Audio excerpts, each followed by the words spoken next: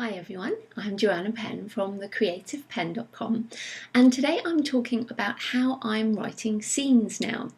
So the blog for me is, obviously want to help you guys, but it's also a really good way for me to track my own progress as a writer and I guess where I am on the journey.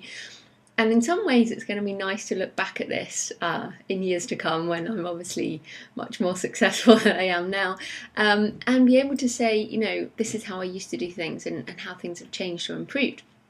So I've obviously finished Pentecost last year, and I'm currently writing Prophecy, which is the next one in the series. And I'm finding that I'm writing quite differently than I did on the first book, Pentecost. So I guess I didn't really know what I was doing at the beginning of that book. And at one point the penny dropped about writing scenes. And so I thought I would tell you a bit about how I'm writing scenes at the moment. So first of all, I come up with a basic idea for a scene, and I have roughly plotted, maybe around 20 big scenes. And when I say plotted, I mean really basic one-liners. So for example, my protagonist is called Morgan Sierra and she's going to be kidnapped. So my scene outline might be Morgan is kidnapped by bad guys. At this point I'm not going to tell you too much detail. So anyway, then I start to think about this and it stays in my head, and I think about what will happen, obviously, and also the point of the scene. So we don't just write anything, has to move the story forward. I want to outline, tell more about the characters. Obviously in a kidnapping scene we have the stakes go up, because there's a life in danger. We get to see how Jake, Morgan's partner in Arcane, how he reacts to it, and also it gives me more ideas for future scenes. So anyway, I think about that for a while and let that I just think about those things. I also decide on the setting, and in thrillers setting is really important. So I have to have big settings for my books. It's one of the things that I love personally. I'm a real travel addict. So I decide on my setting, and last month, the month before, whatever, I was in Paris, and I was in the Louvre, and I think it's a brilliant venue. I like things to be cinematic in a visual sense. So I've got a room, a massive sort of room that's open, almost open to the sky, glass at the top obviously, and that's going to be the room where I set things. So I decide on the setting, and then I literally let that compost, and I daydream, and I come up with the ideas when I'm about to go to sleep, and I think about it for a while. So I normally have 4 or 5 scenes that are sort of percolating over in my head. Some people say they see it run like a movie. It's more like I'm standing in this place and I'm looking around. What can I see? Who's there? So I guess it's kind of like a movie, but I'm making it up. Okay, then I also decide whose point of view it's going to be written from. So as a thriller writer, I generally look at writing scenes from multiple points of view. So I have most of my scenes written by in the point of view of Morgan or Jake, who are my main characters, but I also have scenes written from the point of view of the antagonist, who's a real bad guy in this one, who's really fun to write in his head. Can indulge all those weird things, and also I guess I have to decide whose angle is going to get it. So of course, if Morgan's being kidnapped, I could write from her point of view or from the point of view of somebody else who's watching it unfold.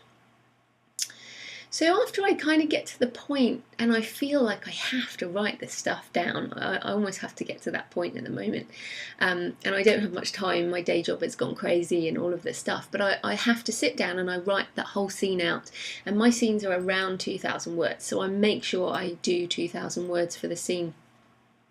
So, and as I'm writing, I come up with other things. So I think, oh, well, what would have been there, and how would that have happened? And, I actually write out the whole thing.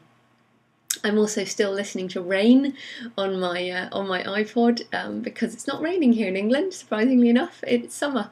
So I'm still listening to Rain, which is really relaxes me, puts me in that kind of mood.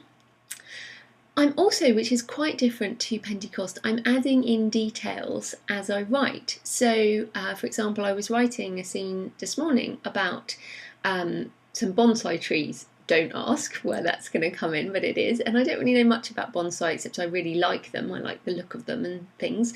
So I went and researched that in the middle of writing my scene. Now, I was using Write or Die last time, which is, enables you to write fast and not edit yourself.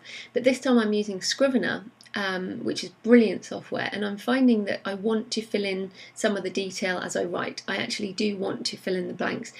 So when I wrote Pentecost, it took me maybe 7 or 8 drafts. I can't remember how many. It was a lot of drafts to get it right, because I found I hadn't fleshed out enough. And I also did get the feedback that some of the scenes were too rushed. There wasn't enough, I don't want to use the word padding, but there wasn't enough buffering of information for people to feel that they were really into the story. So I'm making sure that that's addressed in this one. So I may go back and use Write or Die if I need to, write something fast and get over myself. But at the moment I am trying to put in the extra detail as I write. I also wanted to mention that I'm using Flickr, Flickr.com a lot as a way of helping me with description. So for example, I'm writing a lot about bones. I'm using bones in my locations and things, and you can't keep saying the word bones over and over again. You've got to come up with different words, different colours that bones are, which is quite difficult, obviously. So I use Flickr for that. If you go onto Flickr and just Google bones, go onto Flickr and type in bones, you'll see all the different images that comes up, and it really helps you come up with like a mind map of descriptions. Anyway, just a little thing I do. Then to end the scene, I've got to have a page turner. This is a thriller. I want to keep you up all night. So I need to make sure that at the end of each scene, I'm putting in something that will make you go, right, I want to turn the page. And if I come up with that at the end of the scene as I'm writing it, it also enables me to have the idea of what the next scene is. So it's a kind of self-perpetuating thing until the story's done. So I think at the moment I'm like a plotter and a discovery writer at the same time, which is a nice place to be. I've got my big plot points, and then in that I'm writing the scenes, and then they're spawning new little things within it. And the bonsai thing was interesting, because that was an idea that was randomly walking along South Bank in London, and I saw this thing and it reminded me of something else, and then so that was never in my plan, but it's just arrived as something interesting. So yeah, I think the process is definitely unfolding.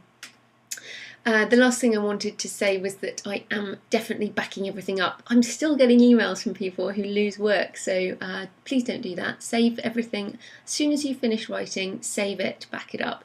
I also don't reread my scenes at the moment. I'm writing my first draft. I'm not editing. So I'm writing a good scene, so I'm happy with the scene. I'm spending maybe 2 to 3 hours on the scene, and then I'm putting it aside and I will come back to it in the second draft. So that's pretty much how I'm writing my scenes at the moment. If you don't quite get the idea of scene and you want that penny to drop, I really suggest you read Story Engineering by Larry Brooks, or we did an interview which is really brilliant, so I'll link to that in the notes as well. But if you get the idea of scene, it totally radically changes how you write, which I think for me personally was for the better, because thrillers are a sort of cinematic thing.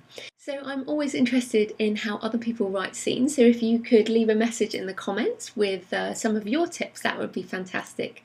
Thank you. I'm Joanna Penn from thecreativepenn.com.